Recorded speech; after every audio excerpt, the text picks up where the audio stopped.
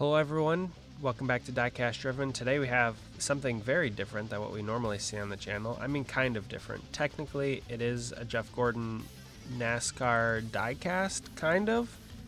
But it's a 1969 Chevrolet Camaro, kind of?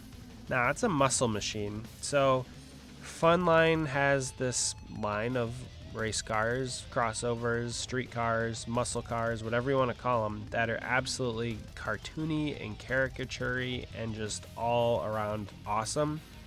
This one in particular is a 1969 Camaro put on basically like a souped up drag car, but painted with Jeff Gordon's paint scheme. I wanted to show this because it's just very interesting. It's one of the cars in my collection. Obviously it's a 1/18th scale, so it's quite a bit bigger than the 1/24 scale. I'm sure you guys have noticed that. I wanted to do something a little bit differently today than what we normally do on our Friday videos, so I dipped into my 1/18th scale cars. This car, awesome. Something that kind of shows you where NASCAR was in the late 90s, early 2000s. It was like pop culture thing. It was a car thing. Everybody kind of could relate in some way, shape, or form. They were putting NASCAR memorabilia, paint schemes, designs, graphics on everything they could to sell, and people were buying them. This is one of multiple Jeff Gordon ones that were out there. I think there's a Chevelle, and I can't remember. There might be a third one. I have not purchased those. This was the only one that I have of this particular Muscle Machines line. But there are a few other ones that I think are also just Jeff Gordon's standard flame paint scheme. So at some point I will look to get those as well. But I just wanted to throw this one out there and see if any of you guys have this particular car or if you've seen these before. It's just a cool thing that's quite a bit different, and obviously it fits into my collection one way or another.